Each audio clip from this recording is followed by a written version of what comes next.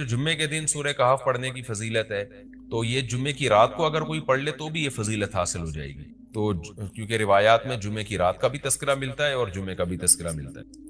الحمدللہ الذی، تمام تعریفیں اس اللہ کے لیے ہیں، انزل علی عبدہ الکتاب، جس نے اپنے بندے پر کتاب کو نازل کیا، ولم یجعل لہ عوجا، اور اس کتاب میں اس نے کوئی کجی نہیں رکھی۔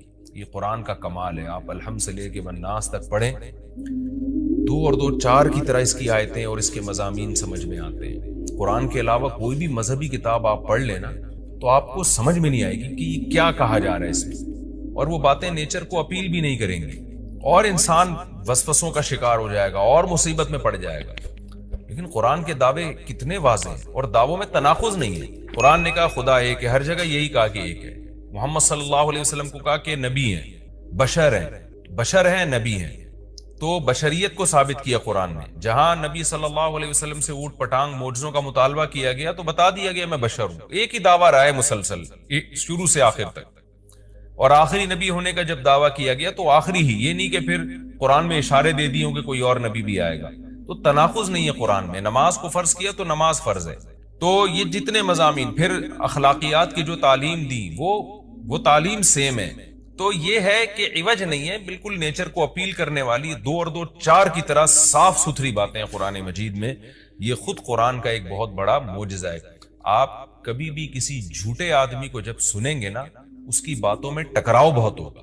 میں ایک دفعہ تحقیق کر رہا تھا، یہ منکرین حدیث جو ہیں جنہوں نے کہا، دعویٰ کیا کہ حدیث حجت نہیں ہے، تو ہمارے شیخ حضرت مفتی رشید احمد صاحب رحمہ اللہ تعالی نے اصل الفتاویٰ کی دوسری جلد میں ان کے خلاف بہت کچھ لکھا ہے۔ تو اس میں ایک بڑی دلچسپ بات یہ تھی کہ جب یہ منکرین حدیث کا جو بانی ہے نا، پرویز نام تھا اس کا، پورا نام اس وقت ذہن میں نہیں ہے، تو اس کی کتابوں سے حضرت نے تناقض نکالا۔ مفتی رشید احمد صاحب رحمۃ اللہ علیہ نے تناقض کیا نکالا؟